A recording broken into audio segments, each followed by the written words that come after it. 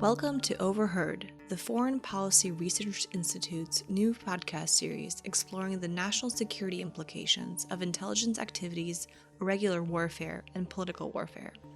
Join Philip Wasilewski, Director of FPRI Center for the Study of Intelligence and Non-Traditional Warfare, as he discusses the past, present, and future of these activities with intelligence, military, and political practitioners to discover what is new at the intersection between the craft of intelligence and the military and political arts. New episodes are available each month on Apple Podcasts, Spotify, or wherever you get your podcasts.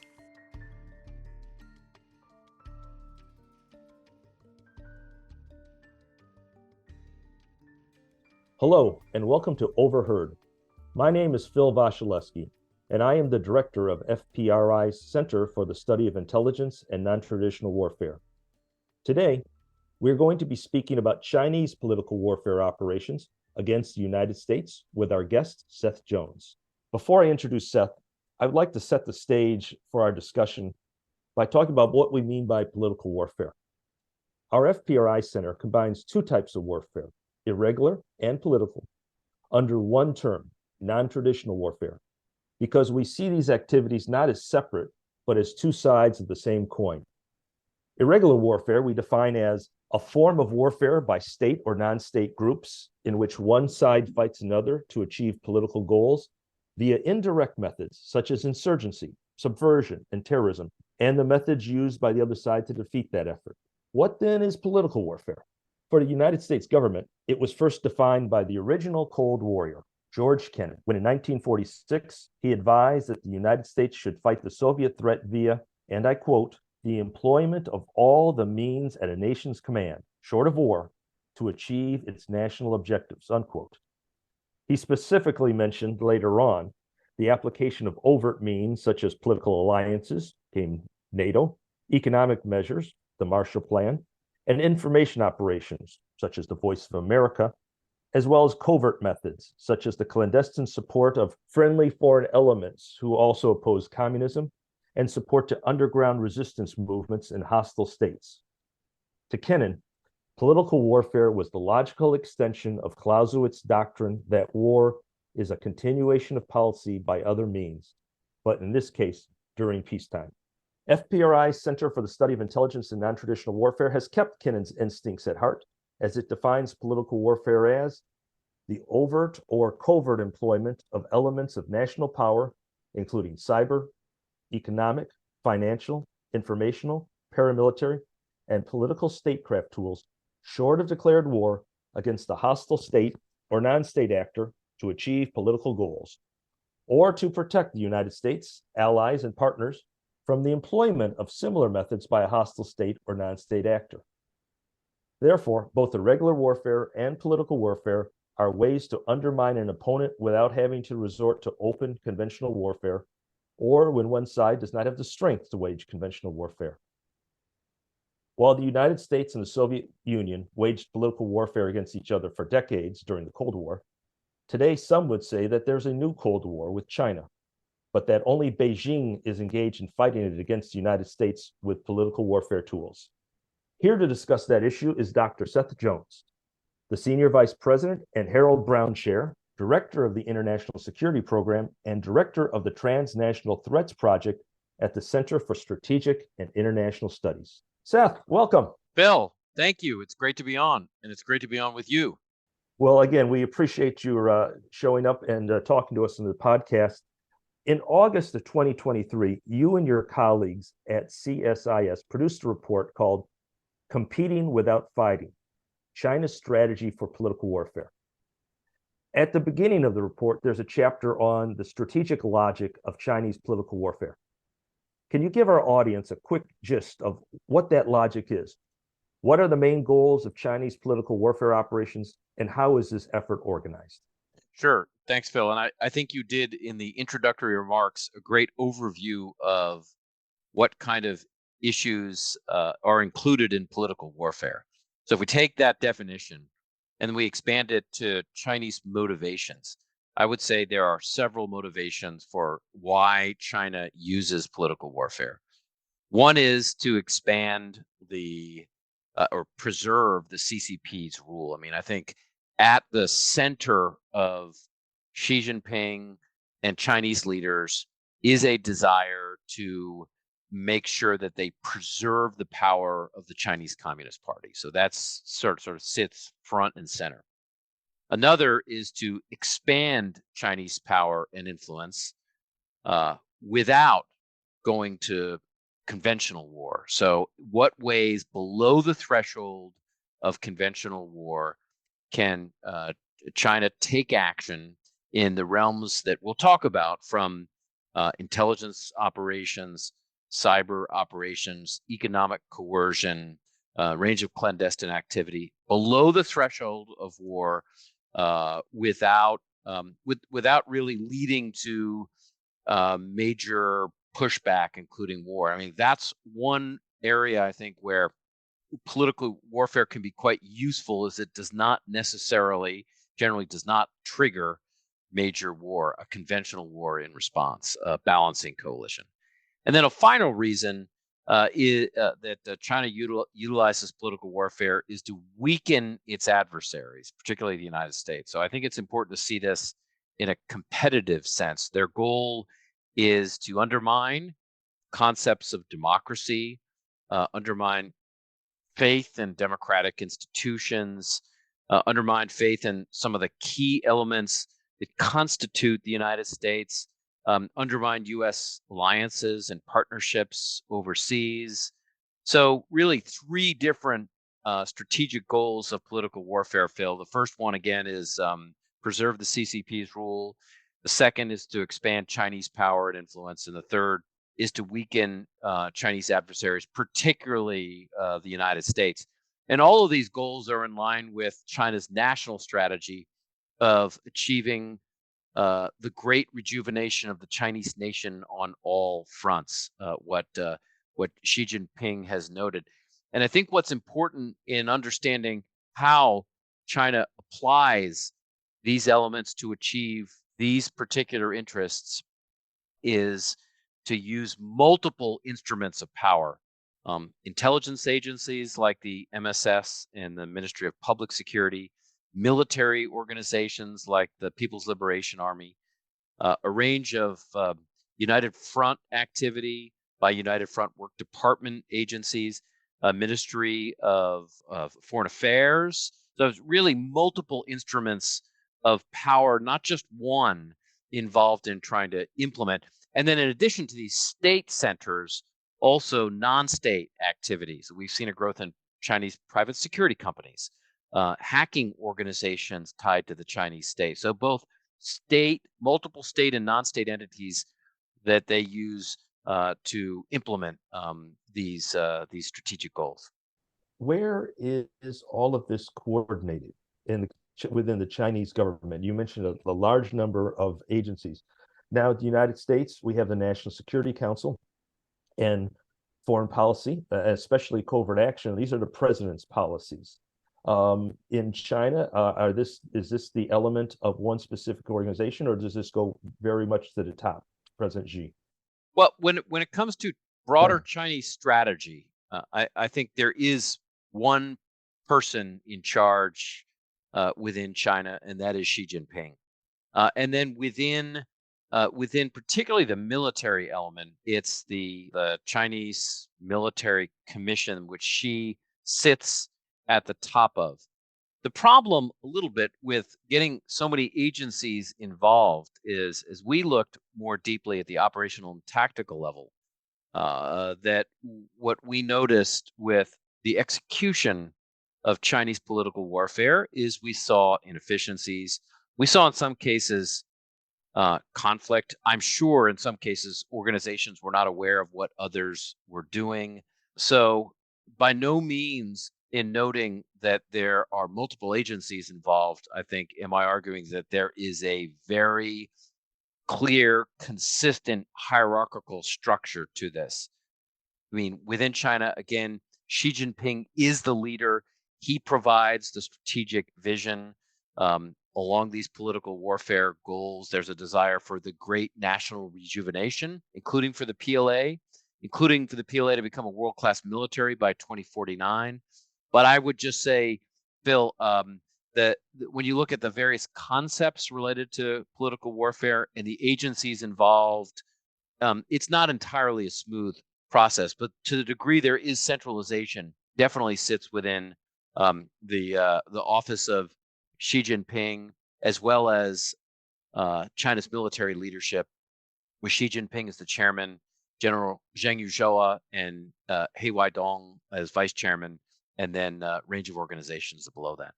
Your report talked about various forms of Chinese political warfare: economic, intelligence, cyber. But I found one category very interesting and unusual, and you mentioned it just a few minutes ago: united front work. Could you please explain to our audience what united front work is when conducted by the Chinese as part of political warfare? United front work is interesting because this really gets into one of the more difficult to monitor activities of the Chinese that is designed predominantly for influence operations. So the way we use United Front activity, and I think the way China has generally defined it, is it's work that involves activity to protect and bolster the image of China and the Chinese Communist Party, the CCP, by monitoring and countering criticism overseas. So, what are examples of United Front work? They include things like the intimidation and harassment of Chinese students overseas, the leveraging of diaspora communities, harassing and intimidating critics of China's domestic and foreign policy on a global scale.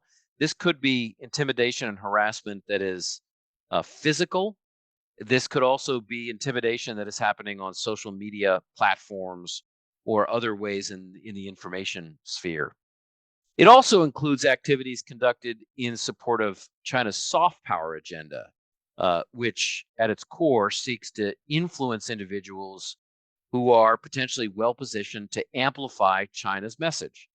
This could be on political, it could be on economic, or it could be on academic or other issues.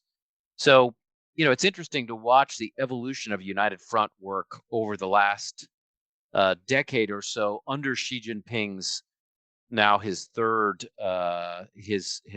third tenure in office. It has been a cornerstone of CCP efforts.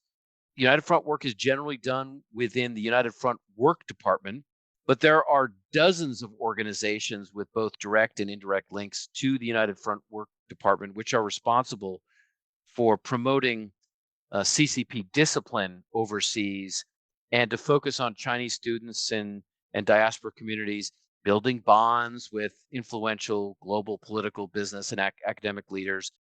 So just to take a step back, this is at its core kind of influence activity that would be different from espionage, which might happen under the Ministry of State Security. So stealing secrets.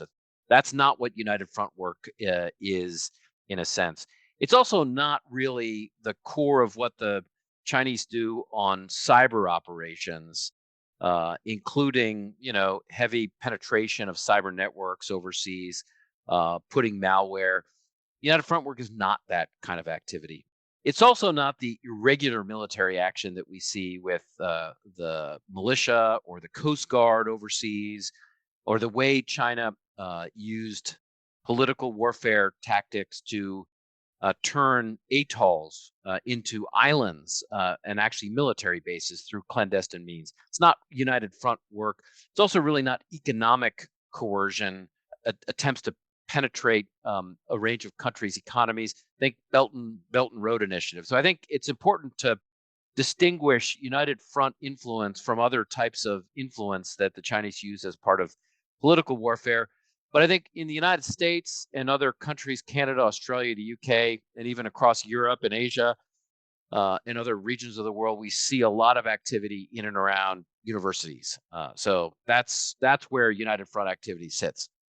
I'm really struck by your definition of United Front work regarding influence operations to protect and bolster the image of China and the Chinese Communist Party, especially with the fact that they use coercive means as well as a soft power agenda. I want to talk questions about both of those means here. First, let's talk about the soft power agenda. Your report talks about how China uses Confucius institutes to further their political warfare operations. Could you briefly describe what these institutes are and how they operate beyond their overt charters of language and cultural education? Yeah, the Confucianists are really interesting because we've sort of gone through this phase, and we've seen a major decline in Confucius institutes. But while they were increasing in size, they were really an interesting example of Chinese political warfare. The Chinese government established the Confucius Institute program in about 2004. The main organization within the Chinese government was Hanban, which oversaw the program. On the surface, the goals were to promote Chinese language and culture, to support local Chinese teaching overseas, and to facilitate cultural exchanges. That was the primary overt means. But there were a couple of very concerning developments that college campuses began to become concerned about with the Confucius Institute. One of them is just on the influence side, they stifled open and free debate. Hanban hired and trained teachers to oversee academic courses within U.S. universities. I mean, that's one thing that's important with the Confucius Institutes that separates them from other kinds of foreign programs. They were on college campuses and often in university buildings. When it came to instruction in those classrooms, they generally either discouraged or just outright banned the discussion of controversial issues. So think the genocide that's happened in Xinjiang province in China, or the status of Tibet or Taiwan, one China, two China debate, or the status of Hong Kong and the increasing end of democratization over the past several years in Hong Kong.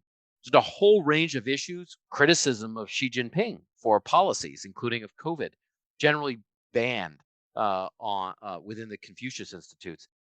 That in and of itself led to a huge uproar. I remember I did my graduate work at the University of Chicago, and there was a major uproar, which led to the closure of the Confucius Institutes.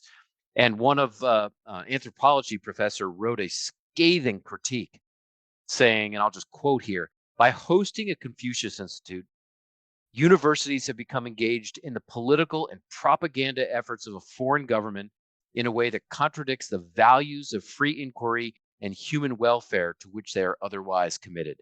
That has been the problem. And they have also been involved in Chinese intelligence spotting individuals on campuses, ones that they can potentially recruit or also potentially spot for intimidation and harassment. Well, that's interesting, Seth, because that brings us to the other aspect of the United Front work, influence operations. You talked about coercive means, the harassment of dissidents, the harassment of people with other views on American soil. This year, the Department of Justice indicted 2 American citizens of Chinese descent for operating a, quote, secret Chinese police station in New York City, and also indicted 24 Chinese officials for harassment of both dissidents and U.S. citizens in the United States. Could you please explain how these events are part of China's political warfare operation?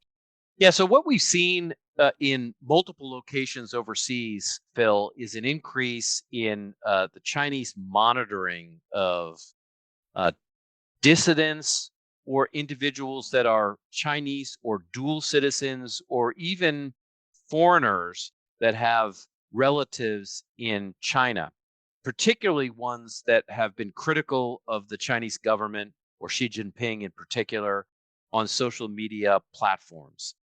So what the Chinese have increasingly done is use the Ministry of Public Security, or MPS, to conduct a range of surveillance of these individuals overseas. And then in cases where they want to move on from just monitoring them to harass them. What does harassment mean? That may mean either physically talking to them and threatening them or their families if they continue to criticize the Chinese government, Or in some cases, we've seen them do some very interesting things, like in one case that I was aware of, Phil, that we didn't put in the report. There was a bomb threat that was reported to a local school. When law enforcement traced the phone call, it led to a hotel, a nearby hotel, to a room that had been checked out by a Chinese dissident. So the police went and interviewed this individual, and it turns out there was no evidence that that person had been checked into that room. What had happened is he'd been framed, and that was the message as part of this MPS operation, that they were trying to stifle criticism. So what we saw in April of 2023, for example, is the FBI arrest two individuals, Harry Liu, Jun Wang, and Chen Jinping, in connection with opening and operating an illegal police station in Manhattan, New York City.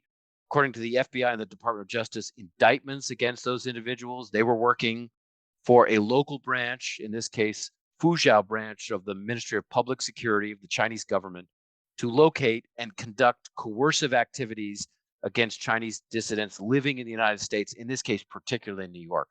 So, this has led to FBI investigations of counterintelligence activity in the United States to influence individuals.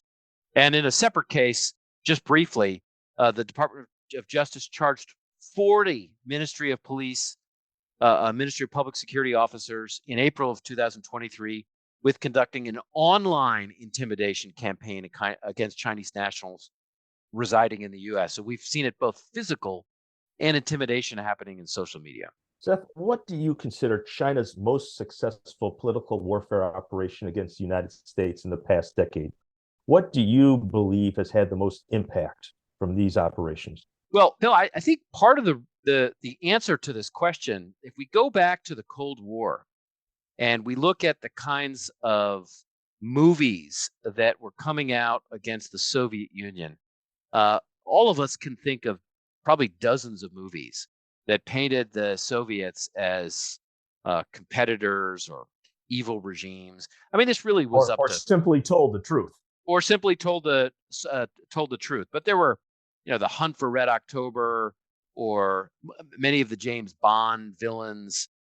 When we look at Hollywood, the position that most Hollywood companies are in right now is trying to sell their movies to a very large, greater than 1 billion Chinese population, 400 million millennials. Hollywood producers have self-censored movies in general. Anything that is perceived as critical of China, and this is not just movies, but these are also major television programs. Think a Netflix series that they may want to be shown in countries like China. So what we've seen is Hollywood self-censor along these lines. I mean, there is barely a movie that is critical in any meaningful way of China. What's interesting about this is if you look at the top grossing films in China, the top two are actually wars with the United States. So not only are they critical, but they're actually wars. The top grossing film in the history of China is The Battle at Lake Changjin, which is a fictitious account of the 1950 battle of the Chosin Reservoir during the Korean War. So the movie centers around a conventional battle between the U.S. and Chinese forces. It is fictitious because it's really a disinformation campaign on Chinese victory. In fact, it does not show Chinese losses after the battle that they look at. But it's a conventional war with the United States. The other is Wolf Warrior 2, which is really it's in a regular war that takes place in Africa. And the main character at the end of the movie, which is really symbolic of kind of the influence within the movie industry, the main character kills the American, whose name is ironically Big Daddy, stands over him and says, "You are the past, we are the future." So I just contrast these Chinese movie industry which has made a killing. And I mean that from an economic standpoint, as well as the pun intended, by showing war movies between the US and China. And Hollywood producers, that is, as one producer that we spoke to said, quote, it's hard for people to speak on the record about China if they want to keep their jobs. All of us are fearful of being named in an article, even generally discussing China in Hollywood. So I think this is an area where we have definitely seen Chinese political warfare effective in limiting, in fact, if not limiting, eliminating most criticism of China in a very important cultural venue. And unfortunately, there's an ugly precedence for this. I mean, Hollywood is considered one of America's strongest elements of soft power, but China is influencing one of our greatest soft power weapons. And some recent scholarly work has said that this happened before, that before World War II, Hollywood catered to the Nazi to sell more films in Germany and would not produce controversial films. There were actually, if you look at it, there are very few anti-Nazi films before World War II released by Hollywood. And in one instance, the head of MGM, Louis B. Mayer, showed the German consul in Los Angeles all of MGM's films to get his approval before they ran. So there's unfortunately precedence for this happening before. If I can ask you, in light of what we've discussed today, what can America do, both our government and our citizens, to counteract and thwart Chinese political warfare operations against us? Your study makes clear what is being done against us. What is the remedy to these operations? So there's a lot that the U.S. can do, in my view. I think first and foremost is grounding any U.S. response in the democratic principles which are critical in a struggle with any authoritarian regime, and really get to the founding of the United States. So, I mean, I think our comparative advantage is in a society and in societies that are committed to democratic values, freedom of religion, freedom of the press, free trade. And so we have tremendous advantages. I'm going to outline a couple of defensive and offensive steps. On the defensive steps, Phil, I think there are several efforts that need to happen to boost federal counterintelligence resources to defend against Chinese action. My conversations, particularly with the Federal Bureau of Investigation and their counterintelligence side, is they are swamped with cases. So I think what is required on the defensive side are additional resources to hire more agents, language proficient individuals, including those in Mandarin, to increase the activity of keeping track of Chinese attempts to penetrate within the United States. Now, I'm not talking about going through another period that the U.S. ran into in the early Cold War period of McCarthyism. I'm talking about monitoring Chinese government actions. In addition, below the federal level, I think there are important avenues for expanding state and local counterintelligence activities. Some states, Phil, like New Jersey, have stepped up building counterintelligence efforts within in the case of New Jersey, it's their Office of Homeland Security and Preparedness. New Jersey has been a fantastic state in building analytical capabilities and then working with local law enforcement and with federal agencies like the FBI, partly to educate their officers, because there have been kidnapping cases or intimidation cases that have turned out not to be simply rote criminal activity, but have been counterintelligence activity. And so this is where more action along those lines is important. Before we go further, could you explain to our listeners just one of those kidnapping cases? In other words, a foreign state conducting a kidnap operation on U.S. soil for political purposes. Yes. So there was a kidnapping case in New Jersey where an individual was kidnapped by individuals linked to the Chinese state because they'd been involved in dissident actions. So what looked like it was a possibly criminal action turned out to be the action of a foreign government involved in what you would call counterintelligence activity on U.S. soil. What are some Uh, of the other things that that can be One, used to be yeah, done? yeah, yeah. Just one final comment, which I think, in addition to some of those federal and state and local level efforts, is I really think that the U.S. has got to continue to crack down on foreign agent activity in the United States. The U.S. has federal laws on Foreign Agent Registration Act and related efforts, including Section 117 disclosures. There have been efforts by organizations like the Department of Justice to further strengthen Foreign Agent Registration Act efforts, including lobbying disclosure and other things to counter Chinese and other foreign influence. Examples of this might be providing civil investigative demand authority to the Department of Justice, increasing the penalties for non-compliance with registration requirements, and repealing or modifying some of the exemptions which we see for FARA. So these are some defensive steps that we can take, both to take action against influence and intelligence operations in the U.S. And then there's the offense. And before we go into the offense, when you're talking about foreign agents, for our listeners, we're not talking about Chinese spies, or excuse me, Chinese intelligence officers. We're talking about U.S. citizens who act as agents for the Chinese government clandestinely. They have to be given intelligence information. They'd be agents of influence or putting out a Chinese version of things publicly.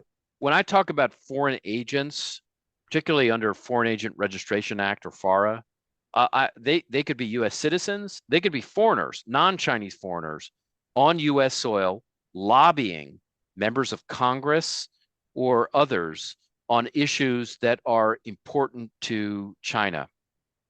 Those individuals operating on behalf of the Chinese government or Chinese company that are engaged in lobbying have to legally register as foreign agents. And so we see many sort of gray cases of individuals lobbying on behalf of China that are not registering. So there are a range of I think, important steps to tighten some of those restrictions. Any final thoughts on what can be done? Yeah, let me just talk about offense briefly. I think that an effective strategy can't just rely on defense.